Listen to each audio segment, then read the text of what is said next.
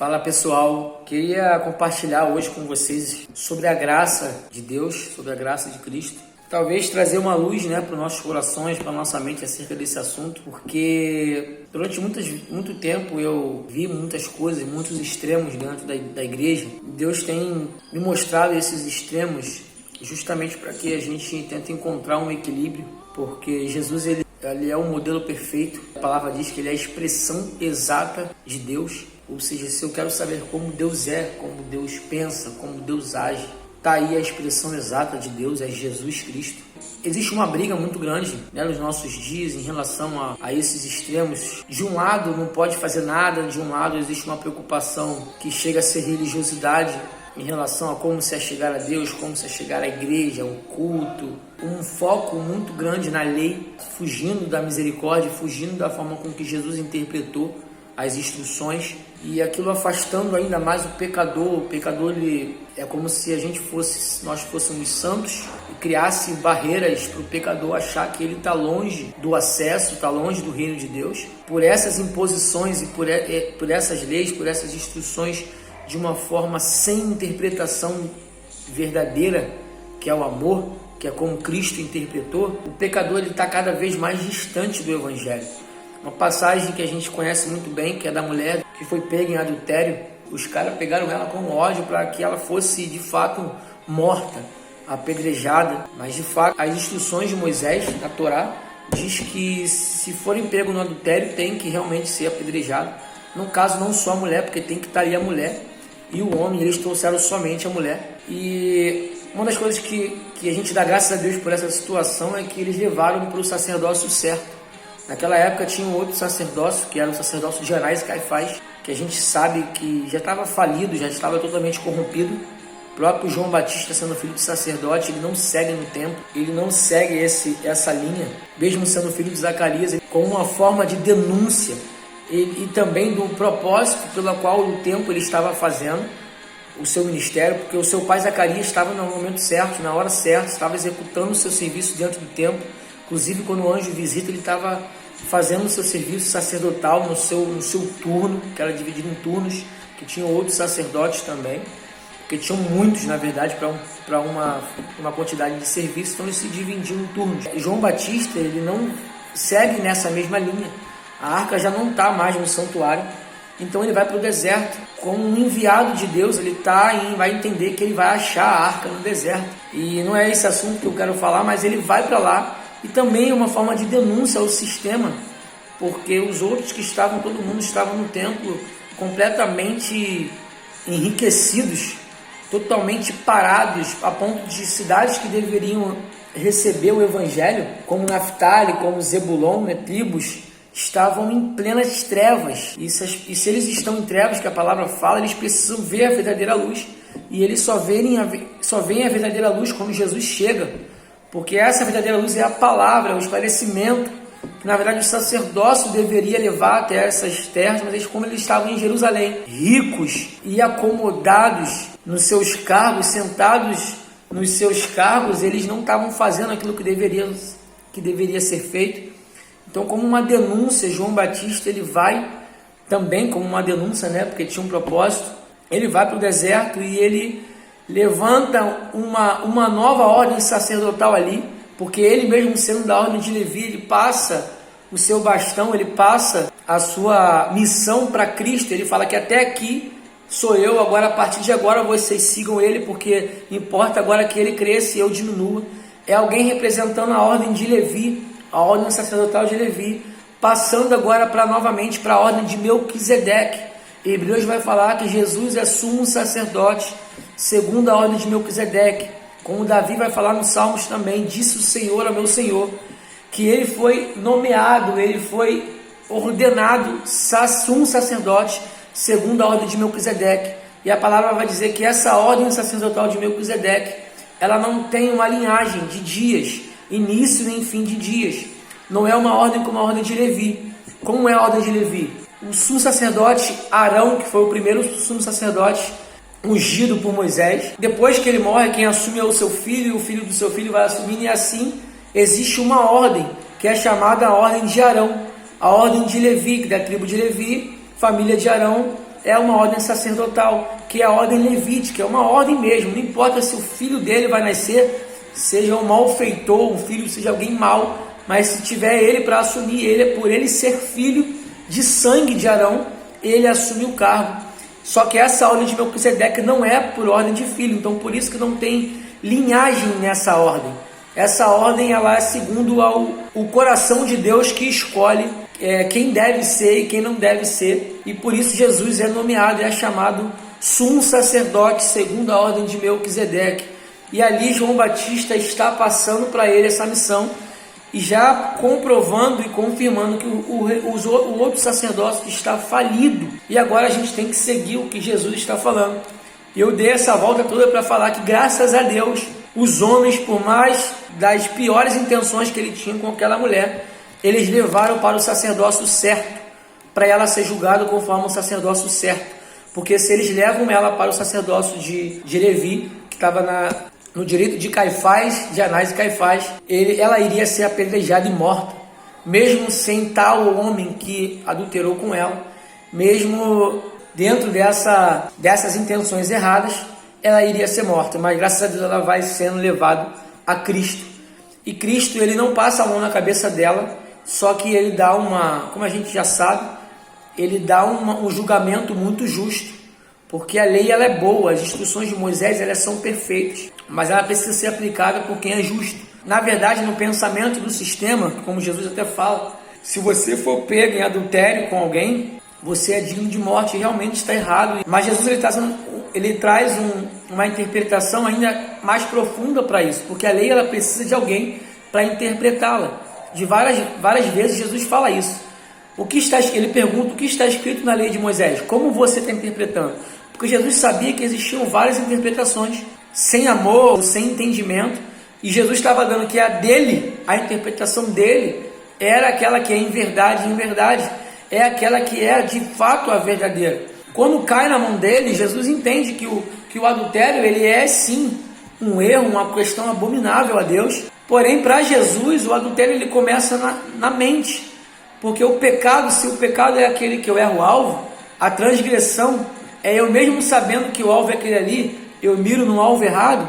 A iniquidade é algo que cresce dentro de nós e a gente vai alimentar com pensamentos, porque às vezes para chegar no adultério, num ato como aquela mulher chegou, de fato se chegou, para ela ter chegado naquele ponto, existiu pensamentos primeiro, existiu intenções primeiro, porque a iniquidade ela é algo que cresce dentro de nós, como aconteceu com Davi.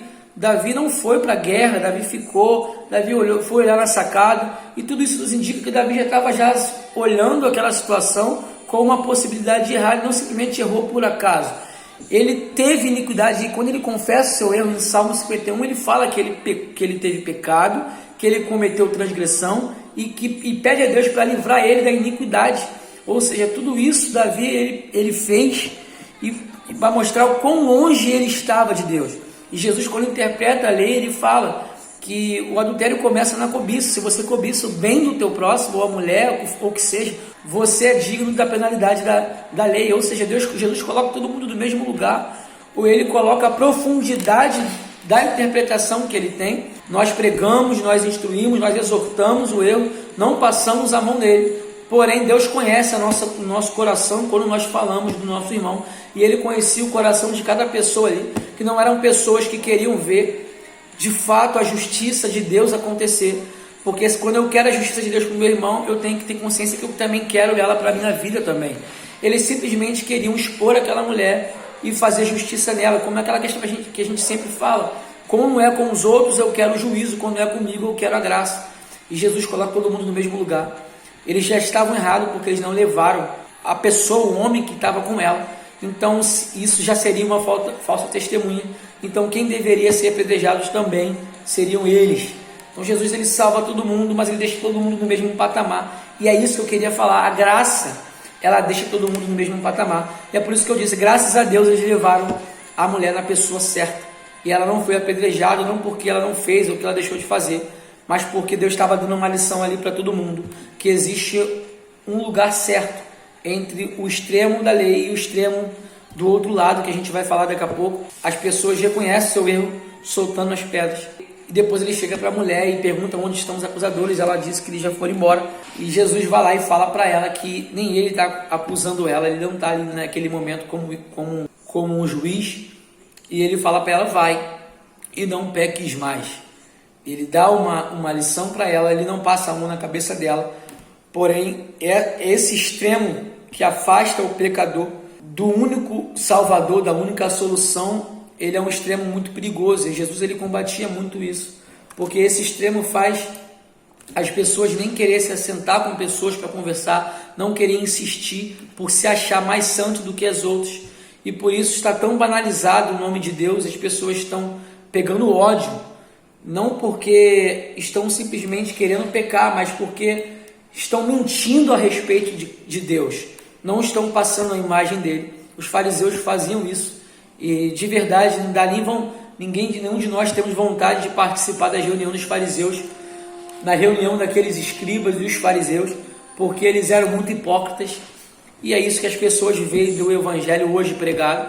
E por isso que a gente tem que se dar uma segurada, entender que a graça, ela não vê dessa forma como a gente vê, não é passar a mão na cabeça. Nós temos que instruir, sim, temos a lei está aí, as instruções estão ali, só que nós temos que ter o entendimento de Jesus para poder fazer isso. E no outro extremo é a galera que fala que pode tudo. Por isso, por questões da graça mesmo, a galera acha que pode tudo.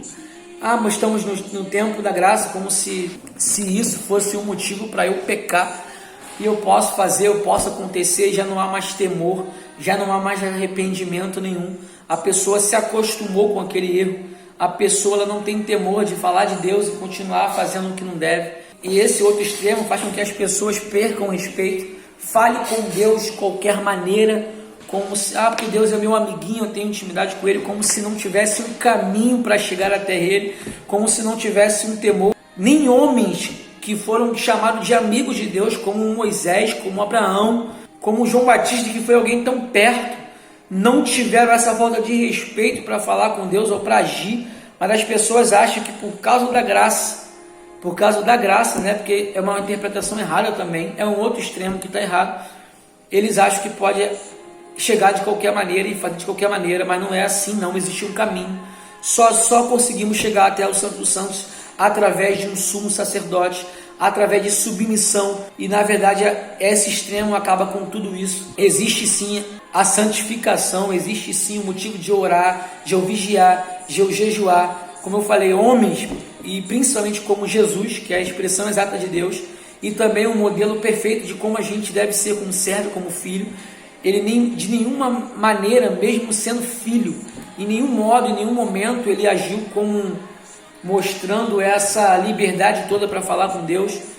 Pelo contrário, ele sempre teve um respeito, sempre demonstrou o seu devocional com Deus de uma forma respeitosa, porque ele sabe que ele era o modelo e ele é o exemplo maior. Então eu acho que diante disso tudo, nós temos hoje, no evangelho de hoje pregado nas igrejas, esses dois extremos, e é por isso que denominações eles se divergem, porque cada um escuta uma opinião, cada um segue uma opinião, mas eu prefiro seguir a Bíblia, eu prefiro seguir o modelo que é Cristo, eu prefiro seguir o modelo que é a primeira igreja, e eles deixaram esse modelo para nós, que existe um equilíbrio entre o extremo da galera que acha que pode fazer tudo e vai e não tem nenhum limite, isso é mentira, e a galera também que ao invés de aproximar o pecador, ao invés de trazer o pecador à luz do evangelho, a galera afasta ainda mais, porque na verdade fomos chamados para ser uma ponte, para levarmos as pessoas até a Cristo, e o pecador não pode ter medo de olhar para mim, de querer se chegar a mim. Os pecadores não tinham medo de se achegarem a Cristo, pelo contrário, as pessoas tinham medo de chegar até Anás e Caifás, porque dali só saíam pedras, mas as pessoas não tinham medo de se achegarem até Jesus, e por isso Jesus se agradava em se assentar com eles e ensiná-los, porque Jesus sabia que a partir deles haveria perdão, haveria mudança, haveria conversão, e ele veio para os doentes. Então a igreja precisa ser uma porta, não é nesse outro extremo de eu ser uma porta, e da igreja eu posso fazer o que eu quero, como se o evangelho fosse meu, como se a obra começasse nos dias de hoje, como uma modernidade, né? Se assim a gente pode chamar, que eles estão chamando aí, como se existisse de fato essa liberdade toda, como se não existisse regras nenhuma, e existe sim. No mesmo momento que eu não posso afastar o pecador, eu preciso fazer com que o pecador entenda que ele precisa mudar, e Jesus ele é a perfeição nisso, porque quando ele ensina, ele demonstra isso, pelo caráter dele ele já demonstra isso, sem precisar ser um juiz naquele momento, como quando Zaqueu entra na casa dele. Zaqueu, após ouvir o ensinamento dele, Jesus fala que vai entrar na casa dele, e eles participam de uma mesa, onde o próprio Zaqueu, sem Jesus ter falado nada para ele fala que se ele errou, ele vai devolver aos pobres, ele vai devolver, ele vai vender, ele vai doar aos pobres aquilo que se ele roubou, né? Assim que ele fala. Ou seja, a partir do momento que Jesus entrou na casa dele, Jesus não falou nada, mas ele já se sentiu no constrangimento de converter as suas atitudes. É dessa forma que a gente entende. Nós pregamos o Evangelho, que é uma esperança. Nós pregamos, nós nos tornamos o acesso. De fato, Jesus se tornou acesso a Deus. O reino de Deus agora está ao alcance do pecador, que antes não estava. Na verdade, nenhum de nós somos dignos de acessar até a sala do trono, ou acessar até o reino de Deus. Mas como nós não poderíamos subir mais, ele desceu o reino e colocou ele à disposição de nós. E é isso que Jesus quis passar. E é isso que precisamos passar. Nós somos o acesso para que o pecador não entenda que quando ele vir até mim eu vou apedrejá-lo, mas que ele entenda que eu sou um irmão junto com ele nessa batalha, e que assim como eu fui perdoado, eu vou acreditar que ele será perdoado também. E assim como eu me esforcei depois disso para andar no caminho graças à graça, porque a salvação é pela graça, ele pode se esforçar também através do Espírito Santo e da graça durante os dias e durante os meses. Ele vai conseguir sair daquele erro. E essa é a meta da igreja, essa é a missão da igreja, essa é a missão do sacerdócio. E a igreja foi levantada como um reino sacerdotal. Não é para eu falar, eu vou reinar, e vou ser cabeça e não vou ser cauda, não, é para servir. Esse reinar é servir. Jesus falou que o maior é aquele que serve. E até a gente pode colocar uma ilustração nisso como a mesa da ceia, que às vezes, a mesa da Santa Ceia, que às vezes nós nos tornamos indignos, nós nos achamos indignos de querer tomar, de querer participar, só sendo que Jesus é o Senhor da ceia. Ele é quem escolhe quem se assenta e quem não se assenta. Não é a denominação quem escolhe ou quem impede, é Cristo que convidou. Se ele convidou, a conta está com ele, e ele dá instruções para isso, é lógico. Também, não, como eu falei, não é bagunça. A graça, ela faz com que eu chegue no culto, eu chegue nesse momento na mesa, e eu entenda que eu não mereço participar dali. E de fato eu não mereço. Eu sou indigno de estar ali, porque eu peco a todo momento, e por mais que eu me esforce, eu peco, minha mente pensa coisas que não agradam a Deus, então aquilo me afasta. A graça faz com que eu me coloque nesse lugar e eu entenda que eu não mereço participar dali, mas é como se eu tivesse indo embora agora, que a graça me fez entender que aquele lugar ali é santo, e lá fora a graça me colocasse para dentro de novo, me mostrasse, você não merece estar aqui, mas Cristo convidou você, e Ele quer que você esteja aqui. Ao mesmo tempo que a graça diz para mim que eu não mereço estar ali, ela me revela que eu estou ali por conta de Cristo. Então eu tenho que ter ousadia para entrar mesmo. Como Hebreus fala, nós temos que ter ousadia para entrar na sala do trono. Mas essa ousadia, ela não é porque eu fiz jejum, porque eu estou há 10 dias sem pecar. Essa ousadia é por conta do sangue de Cristo. Essa ousadia é uma ousadia humilde, é uma ousadia constrangedora. Não é uma liberdade como se eu tivesse conquistado aquilo ali. Eu acho que está dando para entender. É um equilíbrio. A graça nos coloca no nosso lugar. Ela faz quem está lá em cima, achando que é alguma coisa, se colocar como humilde. E aquele que está lá embaixo, achando que ele não pode entrar, que ele não serve para isso. A graça manda ele subir e entender que é por Cristo. E ele pode sim, porque Cristo conquistou esse acesso para ele. Ou seja, a graça pega aquele que está lá em cima, se achando, com ego, com vaidade, coloca ele no lugarzinho dele. Você não é nada, você não merece, só está aqui porque eu coloquei você aqui, porque eu abri o novo e vivo caminho. E essa pessoa entende que ele é humilde. Foi isso que Jesus fez naquela situação do apedrejamento. Aquela pessoa que estava lá embaixo, sem se achar digno de alguma coisa, que nem ao mesmo se defendeu, se justificou, como aquela mulher.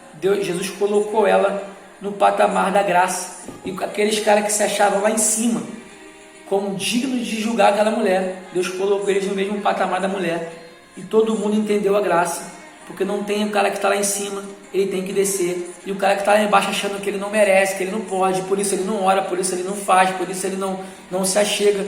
Ele está, na verdade, bloqueando a graça, porque também esse sentimento está errado. Jesus coloca todos no mesmo lugar, no mesmo equilíbrio, e faz com que nós entremos pela graça, pelo sangue. E é esse entendimento que eu queria que a gente pudesse compreender e passar para outras pessoas.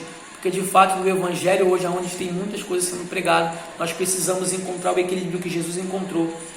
De fato existe a lei e de fato existe a graça, e nenhum veio para confrontar o outro, porque Deus e Jesus, ele é o cumprimento da Torá, e ele não é o inaugurador simplesmente, porque a graça sempre existiu. Ele veio revelar, ele veio trazer a nossa compreensão, tudo isso, porque ele era a palavra, e a palavra agora se fez carne e habitou entre nós. E se nós quisermos entender qual é a vontade de Deus perfeita e agradável, é só olhar para Jesus, porque ele de fato, em cada situação, em cada momento da sua vida, aqui, ele mostrou como o Pai pensa, como o Pai age em cada situação. E que essa palavra possa ficar no nosso coração aí, que você que está aí fora, que você que está longe, que acha que você não é digno de orar, irmão, ninguém é digno. Nem os anjos que estão no céu hoje, eles cantam santo, santo, santo. Eles entendem que eles não são dignos de estar ali, porque eles estão ali pela graça. Nós estamos aqui pela graça, e não é porque ele perdoou nossos pecados, sempre foi pela graça. Sempre foi pela graça. E que você possa dar um passo à frente em direção a Cristo, porque não é por teu merecimento. Você tem que entender que Cristo quer que você entre, que Cristo quer que você se arrependa e que você ore. E pelo outro lado, se você está se achando alguma coisa, porque você vive uma vida de santidade, porque você não peca faz um tempo já, porque você ora mais do que os outros, porque você jejua mais do que os outros, mas que você possa segurar um pouco a tua onda aí e entender que você, por mais que você faça, você não sabe o caminho do Santo dos Santos, você não consegue subir até o Santo dos Santos se ele não descer.